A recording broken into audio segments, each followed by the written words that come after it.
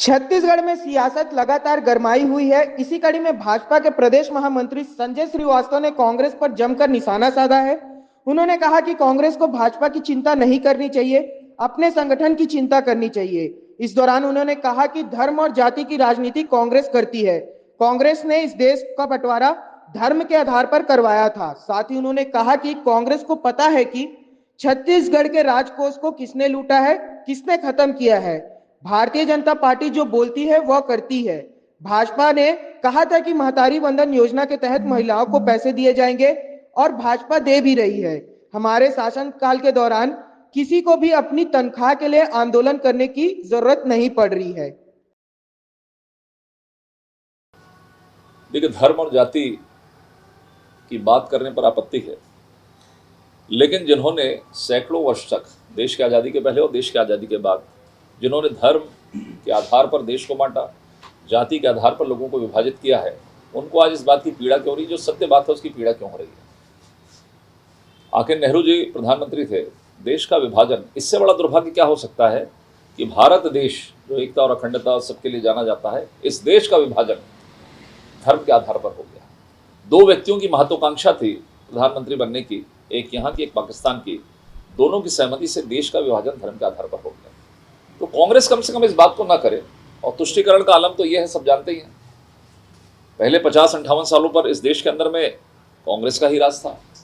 कांग्रेस ने जिस तरीके से तुष्टीकरण के आधार पर एक धर्म विशेष, एक संप्रदाय विशेष के लोगों को जो प्राथमिकता दी है, तमाम प्रकार के बयान आए हैं कि यहाँ की संपत्ति, यहाँ के संसाधनों पर पहला हक किसका है, ये किसने कहा। तो दो प्रदेशों के अंदर में धर्म के आधार पर आरक्षण, जिसकी कोई संवैधानिक व्यवस्था नहीं है, संविधान के अंदर में कोई व्यवस्था नहीं है, लेकिन दो प्रदेशों के अंदर में उन्होंने धर्म के आधार पर आरक्षण प्रदान किया। ये कांग्रेस की सरकार ने किया।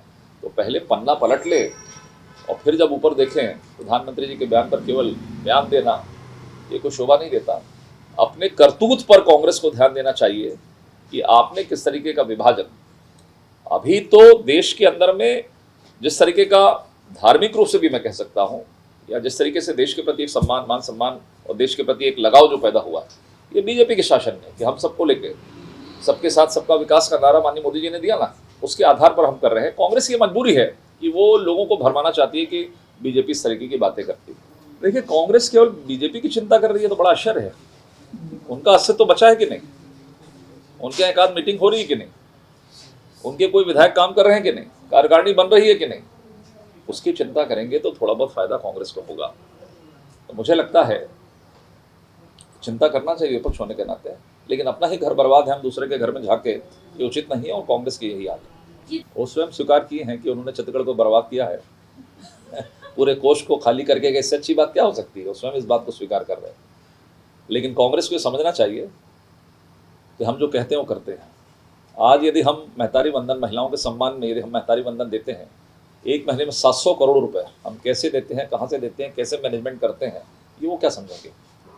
सरकार चलाना कांग्रेस के बूते की बात नहीं है। यदि नौकरी की वैकेंसी निकली है, अर्थात वो नौकरी में सिलेक्शन होगा और उनको तनख्वाह मिलेगी। मुझे नहीं लगता कि 9 महीनों के अंदर में किसी ने तनख्वाह के लिए आंदोलन किया है।